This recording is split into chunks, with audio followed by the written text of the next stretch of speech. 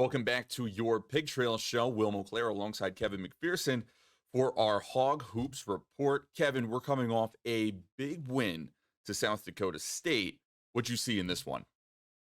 Well, like you said, the biggest thing is the W because, you're playing your mid-major part of your schedule before you get to Maui, which we're going to talk about here shortly. So you wanted to go off the right way. 3-0. You went 2-0 the first week. You only had one game this past week. And this was just a bit of a step up. South Dakota State was ranked a little higher. When you look at Kim Palm Analytics, the other two teams were in the 200s. This was a team that was in the low 100s in ranking. It was still a team when you look at the lineup differences, the talent, the athleticism, the length, the size. Arkansas had advantages across the board positionally. We saw Arkansas dominate in this game defensively like it did the previous two games, taking away the other team's best scorer. When you looked at what South Dakota State was bringing in as their leading scorer, over 17 points a game, a frontline forward, 6'8" guy, they held him without a field goal. This is becoming a trend under Musselman. Take the other team's best one or two top players away. So it doesn't surprise you that Arkansas builds a 27-point lead when you're keeping teams in the 30s, field goal shooting mid-30s, in the 20s in three-point shooting, and then you're dominating other areas of the game. Arkansas had its worst turnover game against South Dakota State so far this season. It kind of looked like the Europe exhibition tour where they were 20 plus a game, had 20 turnovers. They forced 20 turnovers, and they won points off turnovers plus 12 there. So even where Arkansas wasn't very good, it still was better than its opponent. And so these are the kind of outcomes. Arkansas wins by 15. I kind of figured it would be in that 15 to 20-point wheelhouse on the margin of victory going into it, and that's what it held up, even though Arkansas probably could have, the last 10 minutes, Musselman substituted liberally. They probably could have won that game double the margin. So it's a little misleading there. But, you start looking at the guys that have been consistent going into Maui where the competition really steps up. It's the guys who have been consistent. Trevon Brazile, the transfer forward, sophomore, 6'10", averaging a double-double through 3 games. Let's see if he can maintain that, 14 and 10, just over a block a game too, so he's protecting the rim. You look at Ricky Council, the junior wing that transferred from Wichita State in the offseason, 6'6" wing, explosive, we know that, but he's consistently been Arkansas's leading scorer. Each game he's led the way. He's averaging nearly 18 and a half points a game. So he's been sort of that guy that picks up that big pop scoring slack left behind with Nick Smith Jr., the freshman guard who hasn't played yet. We know about that situation. I'm going to talk a little bit more about that as well. And Devo Davis, the junior guard, the savvy veteran who's been with Musselman's back-to-back Elite Eight teams, had a big hand in that, averaging over 12 points a game, getting rebounds, assists, steals, kind of doing a little bit of everything. We saw him knock down a couple of 3 balls the other night, not necessarily the strength of his game. So I look at those 3 as your most productive players. And then your freshmen, Anthony Black and Jordan Walsh, have been really good for Arkansas in the early going. We know Black is not as much a scorer, but rebounds, plays elite defense, gets steals, block shots. We know he's an assist guy.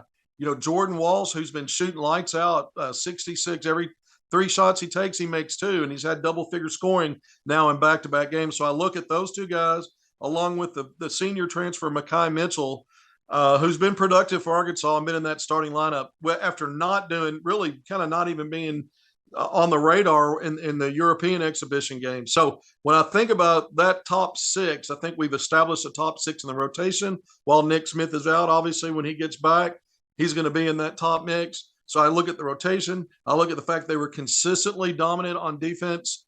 When I look back at it, Will, in these 3 games. So that was the thing with Musselman is consistency. We know they've got the pieces to be elite defensively, but they've consistently come to the court with it against inferior competition when you look at it athletically, talent-wise. Some of these teams obviously have good players in the mid-major level, but nothing like what Musselman stacked up at Arkansas. And now we're going to see them get some challenges that it starts to escalate when you start looking at some of the teams that are in Maui. There's only one team in the 18 field that has 1 loss. That's Cincinnati. Everybody else comes in unbeaten. 4 teams ranked. 5 of the teams are ranked, including Arkansas. By the way, who I think could be creeping towards that top 5. We know they came in the week ranked number 9. Some teams ahead lost, so they may be inching close to the top 5 when the polls come out tomorrow, as could Creighton, which could be a second-round matchup if things work out right on Monday against Louisville, we'll talk again more about that. But I look for this Arkansas team to come in with confidence after getting blasted at Texas in that last exhibition game. 3-0. I went through the positives, and I think now you've got a springboard into this into this upgrade in quantity and quality of matchups with confidence. You go in there feeling good about what you've accomplished to this point. Yeah, Kevin, let's transition into that Maui matchup. Louisville. What kind of threat do you think that's going to pose for the Hogs? Well, Louisville's got good players. Their top four guys are all efficient. They average double figure scoring. Their top four. These are good players. The problem with Louisville is they're 0-3. They've lost by 1 point each to mid-major schools to start the season. So when you look at this, what you expect from a Louisville program that's a borderline blue blood, one of the top 10 programs all time, and typically a successful program. Right now, it's under a new coach, first year coach. They've got those 3 losses. Kenny Payne's the coach and is going to come in convincing his team, look, those 3 losses aren't going to define us. We can now right the ship. And like I said, their top 4 guys could play just about anywhere and fit in and be starters. The problem is they're 5 through 10.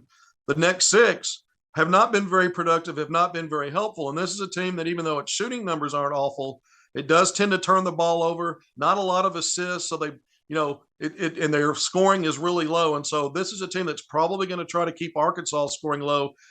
Grind the pace down. I think Arkansas is going to look to run when it can, continue that stifling defense. If you can take out 2 of those top 4, Arkansas is probably in good shape for another double-digit margin win, which would be their 4th in a row going into round 2 in Maui. But I think Louisville's going to be tougher than people expect. They just think because they're 0-3 and have lost to some questionable mid-majors, they're just going to come in and go 0-3 Maui. That could happen, but I got a feeling this Cardinals team is going to put up a fight, and we know Arkansas is ready. If it's going to be a rock fight, they're prepared for that as well. They can play that way. Yeah, definitely going to be an exciting one. Again, that game tomorrow, Monday at 4 p.m. our time. Kevin, let's transition now into recruiting. A whole bunch going on there. What are you hearing on that front? Well, first of all, we know that Arkansas got a commitment at signing last Monday. It seems like longer than that now because it's been a long week. But Bay Fall, the 5-star, joins the other 5-star who signed last weekend, Layden Blocker. So Eric Musselman wraps up the early signing period. And really, he told me in his press conference after the South Dakota State game when I asked him, they're done in the high school ranks for 2023. They're really going to move forward and focus now on seeing where things land at the end of the season is what he said. And that's code for let's see what happens with the roster attrition because he's the transfer portal prince, I call him. And that's where they're going to focus, I think, a lot of the recruiting in the spring. But 2 players off the board, both 5-stars. Bay Falls, a 6'11" forward center. Denver accelerated schools. Arkansas has been recruiting him for a long time. So to get his commitment and signature is a big deal. He's a national top 15 guy. So long, so athletic. I got to see him play last night in Fort Smith in a showcase event coming all the way down from Denver. That's a pretty good trek for a high school game. Played a really good Link Academy team that's loaded once again. I didn't win the game, but he had 13 rebounds. Seemed like he had 10, early. But by the time it was early in the second quarter, made some above the rim plays. They had some guard issues getting him the ball, so he didn't score a lot. 9 points. He was efficient though, but 9 points, 13 rebounds, and a block. This guy is going to be projects to me not only as a plus rebounder every night out. We know Jalen Williams brought that quality to Arkansas before going to the NBA. I think Bay Fall will be like that, even though they're different kind of players. A rim protector. And then an opportunistic scorer, a guy that's going to get putbacks, finish in transition, has a nice low post game when you can get the ball to him. And then I think him and Blocker are going to be great complements to each other. And when I interviewed Fall last night after the game, he talked about teaming up with Blocker. He's really excited about that. He thinks he's the best point guard on the high school level. So the 2 of those guys, I know Musselman's glad to have them. He's talked at length about that when asked since the signings became official.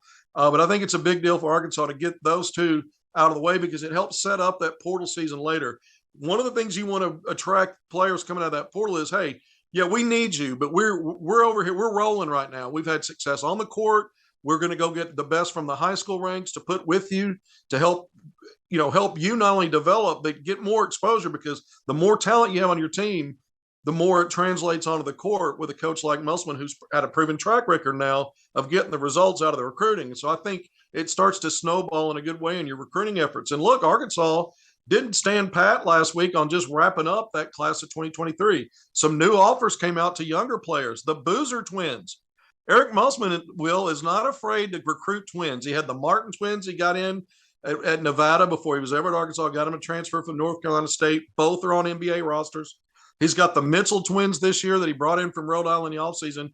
And now the famous Carlos Boozer, who was a star at Duke, was an NBA journeyman. It's his sons, twins Cameron and Caden. Cameron's a 6'9" forward, the number one prospect in the class of 2025, high-level five-star guy.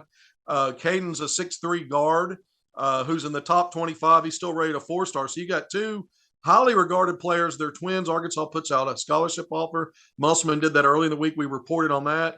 And then their first offer out to the class of 2026, high school freshman, Will, ninth grader, Sam Funchess out of Memphis, Germantown, Tennessee, 6'10", and he plays with the Little Rock base ISO Joe grassroots basketball program. And so there's some local ties there, but this is very interesting to watch Musselman at work because he talks about one day wrapping up the 2023 recruiting. And we know now that means focusing later on the portal for next year's team, but they don't slow down. They still pay attention to these younger classes that are coming up and make sure they're not only on the radar, but they're seeing that Arkansas is interested on a serious level. And the only way you convey that is to either get them on campus to visit and then offer, or put those offers out there and try to attract them to come in for visits. And I've got a source telling me that the Boozer twins are definitely wanting to visit Arkansas. They were excited about that offer. They'd been kind of waiting on it, and they do plan to come visit. So that'll be a big thing for the program when you look at the marketing part of it, because if you cast a wide net and you're not afraid to go offer the best talent in the country, you see Arkansas, I just mentioned getting Bay Fall's signature. That was their 5th five-star signee spanning the past year. So if you're scared to offer 5 stars, you can't get them. If you cast the wide net and you go after the best, you're going to get some of them. And Arkansas under Eric Musselman has been proving that in these last couple of recruiting cycles. Kevin, I think before you wanted me to tee you up to Nick Smith Jr., anything that we're hearing there on that front? Well, I think we'll be surprised to see if he's in Maui, by the way, with his team. I know his family was traveling. I think I'll be surprised if he's available to play. I know that things have gotten better with his situation.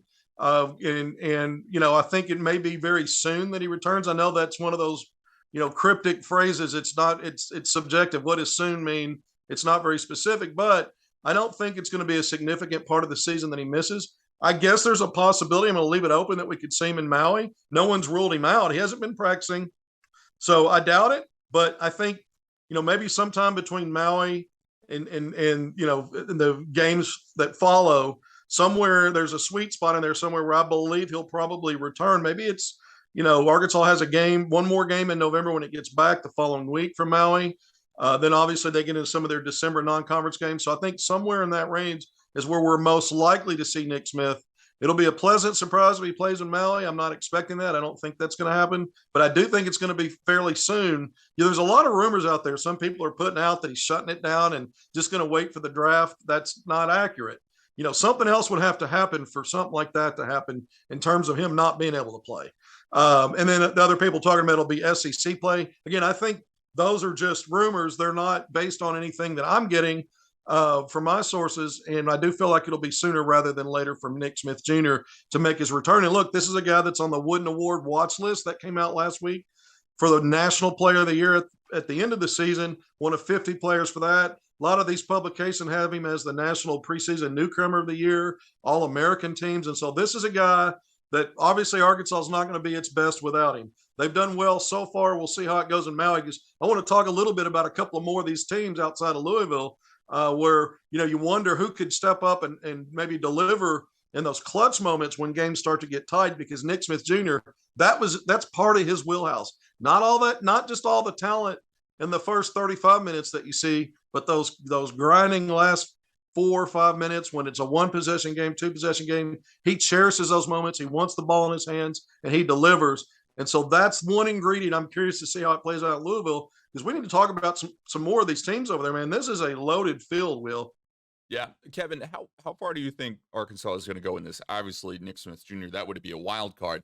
It's probably safe to assume that he won't play in Maui. It's great to hear that he's on the plane. It was great to hear Pittman the other day say that he was shooting around after the game. I saw him shooting around before the game. But let's say he doesn't play. How far does Arkansas go in this?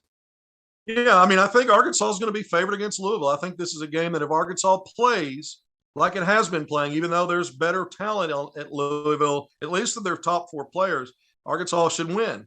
Then in your second round, you're guaranteed, win or lose, you're guaranteed to play a ranked team. I think Arkansas is going to win, and they're going to play either Creighton, who's another top 10 team, just like Arkansas, Texas Tech's in the top 25, a Big 12 school.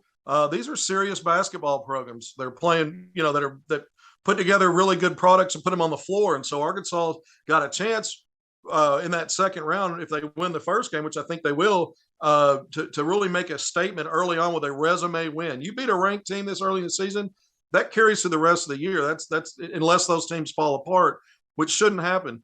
So I think Arkansas's got a great chance to find itself in the championship game on Wednesday. Obviously, you got to win that second round game, and that's not going to be easy if you get there. If you beat Louisville, which again, Arkansas should be favored. They should win that game. So I think Arkansas is one of probably 4 or 5 teams that can win this event. I said there were 5 teams that are ranked. When you look at, I just mentioned Creighton and Texas Tech, which will be one of those will be the second round matchup, win or lose.